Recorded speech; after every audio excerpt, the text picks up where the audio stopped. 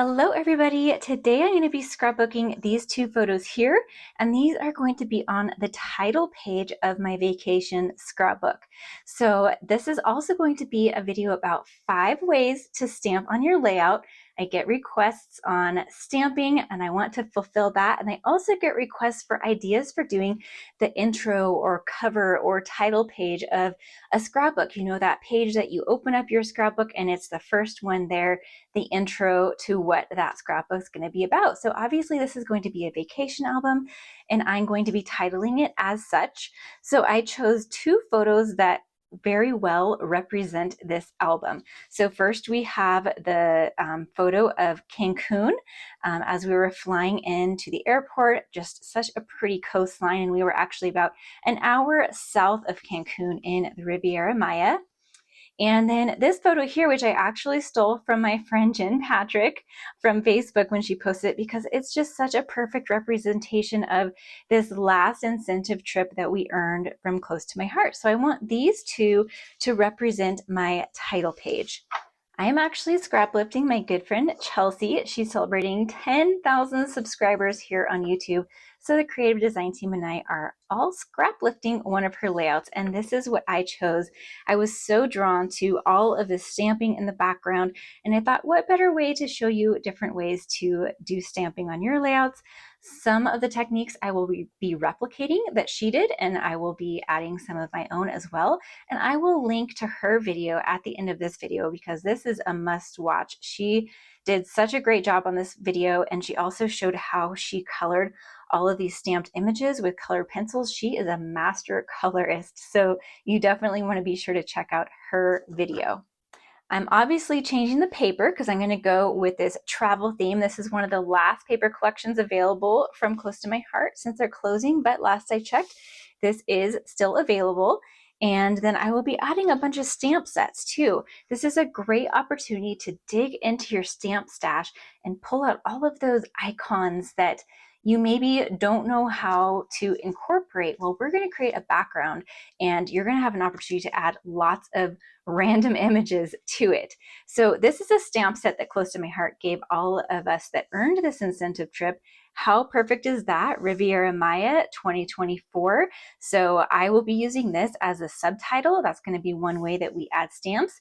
And then we have all of these cool icons. How cool is that? That I can incorporate a bunch of these that represent the trip and can be on my title page. And then I also have a lot of just, you know, travel icons that I can use. I showed in my last layout using this collection how I use this little plane here to create my own background pattern paper. And then I also use this one as well. I might use this again. I used this in the last layout. I don't think I'm going to be using it in the background here, but I might use it as an embellishment again, although it will be repeated on the next page. So we'll see about that. There's also this cool set, which was from the Let's Go Anywhere card making workshop, which I believe is sold out, but I'll link down below if there's any available. But this has a really cool compass die that I might incorporate. In fact, I might do that instead of this here. And then there's these 2 sets. I believe this one is still available. This one was from the last catalog. It's retired. But it'd be cool to incorporate some of these, like This Is the Best Life, because we're going to be random stamping this background. And so we can incorporate all kinds of images and sayings and all of that. But we can also use these to kind of cut out as little titles or subtitles on there as well. So that's what I've pulled. And then I also thought I would show you, I had printed these as 3x4s as well, because originally I was thinking I would do 3x4s. But then when I was inspired by this layout of Chelsey's, she has 4x6s. And so these are actually cut at 4 by 5.5 because I wanted to keep the original aspect ratio instead of making it taller and cropping the sides. So you definitely could shrink the photos down to 3x4 and have more room around here for embellishments, but I just really love the amount of embellishing that she has on here. She's got a small title here, so I may do that, or if you were to use smaller photos, you could push this down a little bit and have the title up at the top. There's also these Let's Go Anywhere die cuts. And there's this one that says, "Let's go." And I originally was thinking that that might be my title. So that could be what I use here. And then I'll use that Riviera Maya 2024 stamp to incorporate that as a possible subtitle as well. So I've got lots to work with. Let's go ahead and get started on the stamping. I'm going to go ahead and bring in my all-purpose mat. This is great for stamping and embossing and ink blending and all kinds of things because it's easy to wipe up and you can add heat to it because we're going to be doing some heat embossing. I just realized my craft paper is kind of bent here, so I'm going to put that at the bottom because it's going to be covered up down there. Now, Chelsey worked on the craft paper and I just really like the look of it. I wasn't totally sure about it at first because I have this that's a very close match to here, but I'm going to be adding some more mats behind here, so it's not going to be right up against there. So I think we're going to be okay. Now, Chelsey had one big background stamp that she used for hers. So it was a Lake Rule stamp and it was quite big. So she could cover a whole bunch of the background at once with one stamp. I'm not using that. I have a whole bunch of small ones. So I'm going to show you how to do that when you have a bunch of smaller stamps. So I am going to pull off the biggest ones first because we want to make sure we've got the space for those. So I know I want the turtle.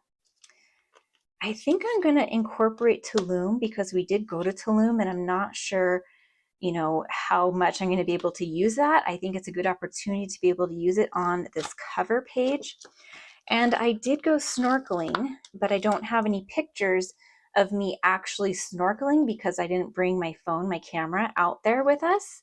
We had to leave it in the van. So I think I want to use these because it's a good opportunity to represent that here. So we'll go ahead and start with these. Okay, so I've got some appropriately sized blocks for each of these. If you don't have enough blocks, you can just keep switching them out. And I'm going to be doing embossing. So this is a bonus tip showing you how to do embossing. If you don't want to emboss, you can just do like toffee ink onto this background and that will kind of give you a similar look.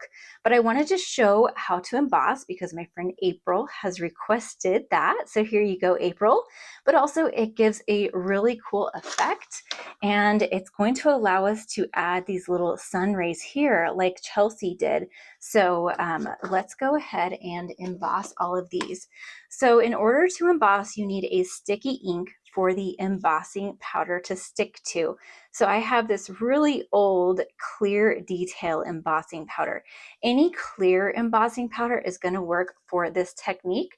I do want clear because that way it's going to retain the background color of this Kraft cardstock. So that's what Chelsey did here. And you can see that everything shows up dark. It looks like she almost stamped it in toffee or a darker brown color, but she actually embossed it and that locks in the color of your background behind the stamp so that when you ink over it, it will ink over the background paper, but it won't change the color of the embossing powder. So I'm using Versamark ink and I am going to just coat my stamp and I'm going to only do maybe 2 or 3 of this Tulum image. I'm going to do it maybe here.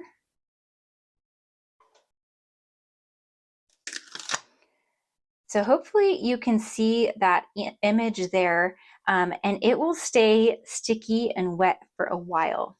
I'm going to ink it up again. Let me get this out of the way. And then I'm going to turn it so that we have a little variation. I think I'm going to put it over here on the side.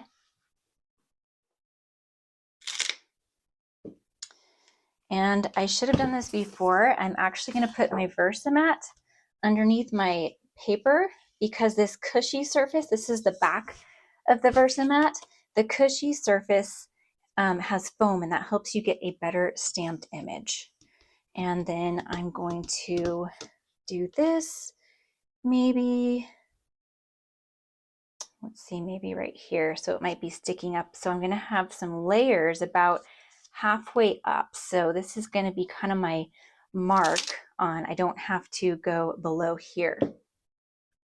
And I'm just going to keep going. I'm not going to add my embossing powder yet because I don't need to. This is going to stay sticky for a while and I can see it just perfectly. I hope you can catch that on camera. I can see it really well, so I know where to stamp my next images. So notice I've got kind of a visual triangle. That's something you want to keep in mind when you're creating a random stamped background. Just like when you're embellishing with scrapbooking, you want to keep the visual triangle in mind. It's just such a pleasing arrangement to the eye in so many different applications. All right, so there's one turtle. And I'm going to go ahead and speed this up and just kind of walk you through this process. As I stamp these, I am also twisting and turning them so that it looks like a random stamped piece of paper. And I also am going to go off the edge with some of the images. I probably should have done that with that one image of Tulum and some of these other images, but I will start doing that more with some of the smaller images that I'm filling in with. I decided I didn't want to use those little flippers, so I'm going to move on to this globe. And I know that I'm moving really fast here, but I'm pretty much just keep doing the same thing over and over with different stamps. And the reason I start with the bigger stamps is because you want to make sure you have room for all of the big stamps, and then you'll work down to the next biggest. So this is kind of a more medium-sized one that's got words on it from one of those word sets. And then I've got the passport, which would be the next smallest. And you use all of the smaller images to start filling in all of the gaps. And then once you have most of the larger gaps filled in, then you go down to the smaller images. So you've got all these little small filler images. These planes are a little bit more solid and I hadn't used them, so you saw me rubbing it on my hand pretty well to get it seasoned first. That helps get any manufacturing residue off the stamp. I stamped more than I needed to in the middle because a lot of this is going to be covered up with the photos, but I was just in my own little world having fun and I kind of forgot about that. So just keep that in mind. You don't have to do so much. Okay, now we're all done. This should all still be sticky, but you could just leave it like this too. Even if you don't do the embossing, this leaves a, a kind of a watermark look on the background and you can leave it just as this. I'm going to use a piece of printer paper as my background to catch all of the embossing powder on. And I'll just do a small little part to show you. Hopefully you can see that that embossing powder is stuck on there now, even the parts that I did a while ago. So I'm just going to go ahead and cover this whole thing. I might have to come back a couple of times because, as you can see, I'm going to run out. But we can pour all of this back in the jar and just keep going and doing this whole background. You might want to use a 12 by 12 sheet of cardstock to catch the powder. Might be a little bit easier. The mat caught some as well, but I feel like it would have been a little bit too floppy and big to pick up and dump the powder back in. But then I got a little smart and I kind of put the powder, moved it back and forth while it was on my 12 by 12 background, and then dumped it onto the back. And that got a majority of the background. Okay, I've got good coverage on everything and I'm happy with this. Now I'm going to heat set this and you're going to be able to see the background because this embossing powder is clear. But there's lots of colors of embossing powder on the market. If you wanted these to be white or black or green or pink, there are so many different colors. There's like a pearlescence and all of that. You're going to need a heat tool like this to do the heat setting of the embossing powder. You can get these on the market from several different places. Big box stores have them, Amazon, Stampin' Up! Still has this. There's lots of different companies that carry them, but you need something like this because it gets really hot and it focuses the heat out here, unlike a blow dryer, which won't get hot enough and it's not concentrated heat. So you need something like this to do the embossing. and I like to turn it on and get it warmed up for about 20 seconds or so, just so it's really hot before I bring it to my paper. So I have already heated it off to the side for about 20 seconds, just kind of holding it up so it's pointing nowhere up into the air. And look at how cool. So the embossing powder is like little tiny granules that when it gets heated enough, they melt. And so it's melting to the paper, and that is what is making this effect. And it never gets old watching the embossing powder melt and seeing the end result. It's so cool. Fun fact, embossing was actually my gateway to scrapbooking. When I was in junior high, my parents bought my sister and I an embossing and stamping kit at the county fair, and we would spend hours stamping and embossing up in our extra bedroom. We eventually stopped stamping, and years went by. I was curious about it again, and then I came across Close to My Heart. And then I got into scrapbooking, and here we are today. And look at that, how cool. So now the Kraft color is locked in underneath, and this will form a resist for the inking that we're gonna do, but it also gives a really cool raised look. Now there are some areas where I got powder, it stuck to the page. I forgot to use my anti-static powder bag. It's like a little bag with powder in it that you put on your paper first so that the powder, so the embossing powder doesn't stick anywhere except on the Versamark. So there's some little areas that are like that, but I'm okay with that. It almost gives it kind of a distressed look, and they're probably going to be covered up by the photos anyway.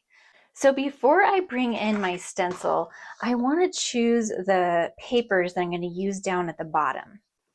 I was thinking I would use these ones because the passport brings in all the colors from the paper pack, and it also represents that we were traveling out of the country. Now, this blue is different from this blue, so I do want to have that paper down at the bottom, which I know it's going to be anyway, but it's going to be down here.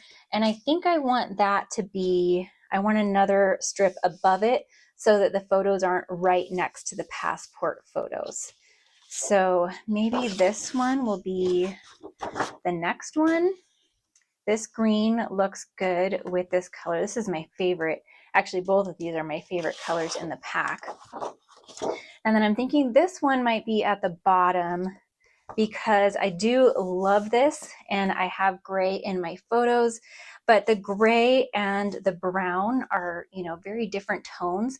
This is almost in between the two. It's kind of gray and toffee. It's like in between the two. So I think I'll have the gray down at the bottom, and then I'll have these ones in the middle, and then my photos will sit something like this. So we've got that chosen. So now let me bring in the stencil. So this is the stencil that Chelsey used, and I'm just going to do a little bit of ink blending. I think I want it like this. I'm going to do a little bit of ink blending with Distress Oxide inks to kind of form that sunburst back there like she did. I really think that was a cool effect. So now that I've got my papers selected, I can choose my Distress Oxide colors. I decided on Scattered Straw because it's a nice light creamy yellow, and it goes well with the toffee as well as the vanilla white that's in this pack. Chelsey used three colors, and I decided just to go with this one because I wasn't liking any of the other colors and didn't feel like I wanted to draw them up to the top of the page like this. So I should have used my Tim Holtz Media Mat underneath my stamp pad. That would have kept it in place while I was inking up my brush, but for some reason I was too lazy to grab it. It would have helped me though. And then I'm going to try adding my photos here and realize that the rays are mostly hidden. So I need to bring that up further. Now, in hindsight, now that this is all done, I wish I would have done the color darker because it dries back lighter, not only because ink dries lighter, but also because the craft paper is more porous than regular paper. So it really soaked up a lot of that ink and dried a lot lighter. So I wish I would have brought it up higher and done it darker. I'm using just a paper towel here to rub the excess ink off of my embossing. It sort of acts as a resist. And since the Distress Oxide ink is creamy and would kind of cover the embossing, I wanted to wipe it off. So now I am going to create my layers, and just like Chelsey did, I'm tearing them and it gives a nice fun texture and effect.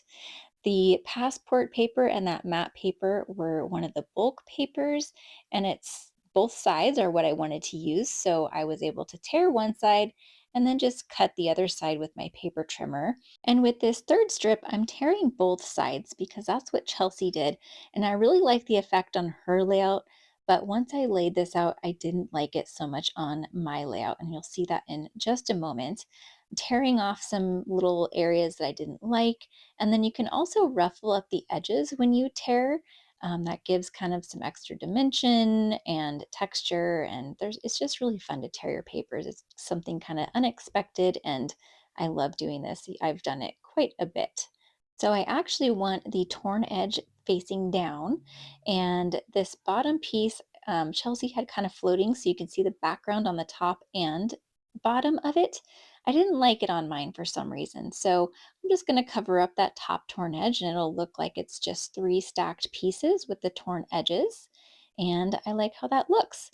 But I thought that it needed a little more dimension and inking on the background. So I'm taking just my toffee ink and a blending brush and going around the edges to give sort of that vignette look. And I do end up liking how this looks. And it also helps to camouflage those spots where I had a little bit of embossing powder strayed where I didn't want it as well. Now we're on to our second way to stamp, and that is to create a border. So we created our own background by random stamping, and now we're going to create a little border to top our layers there with a border stamp. I'm using these little arrows that form a border. There's lots of stamp sets that have a border on them, but if you don't have one, you can just use little small images and just keep repeating them. It'll just take more stamping. Now, I couldn't decide if I wanted blue or white, and I decided I like the blue, but I'm going to flip it to the dark side because that matches the passport paper better. The white was just a little bit too much contrast. I like the tone on tone stamping, and since a lot of it's going to be covered, I don't have to stamp the whole strip. I can just stamp this twice and have the little strip on the background, and then we have our little border there. So I mentioned that I wanted another matte behind my photos, especially since this one here blends into the background. So I found this sapphire heart paper in one of my other paper packs, and I liked the look of it because I like the hearts. I used a few other little hearts on my background, and I'll add them in my scatter stamping later. So if you don't have the right paper in a paper pack, dig into another paper pack, see if maybe you have something that will work. I could have also used sapphire cardstock, but I'm glad that I got to use this little piece with the hearts. I like it. Now, this Let's Go title is from those die cut shapes I showed earlier, and I wanted them to be a little darker, so I just added a little bit of extra ink to darken them up. And now here is my third way to add stamping, and that is to create a title or subtitle. So this one I kind of messed up, so I'm going to restamp that. It wasn't even, but here it is even. And I dovetailed the ends just to make it a little prettier. And it could be a title or a subtitle. I ended up liking it above Let's Go. So it's kind of a title, kind of a subtitle.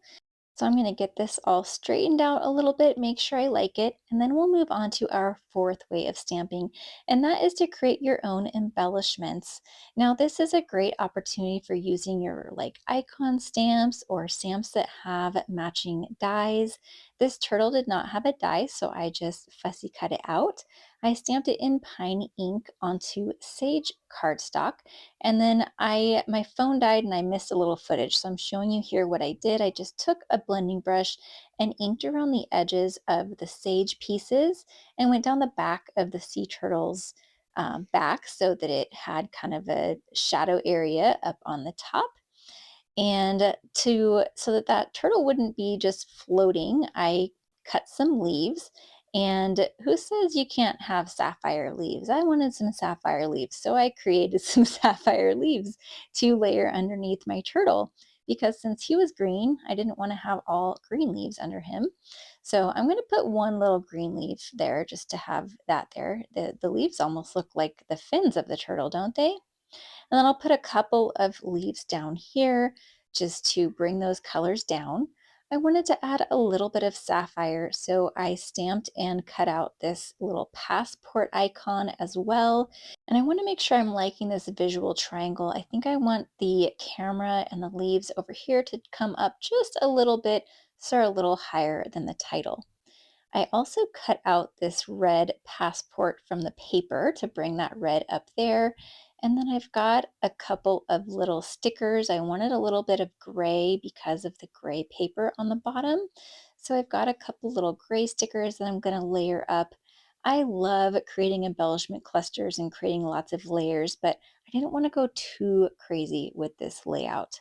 The fifth and final way I'm showing how to use stamps today is to do scatter stamping, and that's when you use a tiny little stamp like these little hearts and you stamp it around your embellishment clusters, sort of in place of using rhinestones or dots. Now, after this layout was done, I was thinking, you know what? I need a little more gray drawn up because I have that gray paper on the bottom, and I felt that those little stickers weren't enough gray to draw up to the top of the layout. So I cut a couple of tags from that same travel theme stamp set I was using that camera came from, and I'm just going to tuck them behind my two embellishment clusters. I had actually sent a photo of this layout to my friend Erin, and I told her it needs something, it needs more gray. And she said, add tags. That's actually pretty much her motto. When in doubt, add a tag. And I think it finished off perfectly. I added a little twine. I'm trying to catch the shine of that embossing powder. It's hard to catch on camera, but I do love how this turned out. I just wish that the stenciling was a little bit darker. Here is the comparison of Chelsey's to the left. And be sure to check out her original video. I've got that here on the top. And click the video on the bottom to see the other layout I created with this same collection. Don't forget to give this video a thumbs up if you enjoyed it, subscribe if you haven't already, and I'll catch you next time. Bye!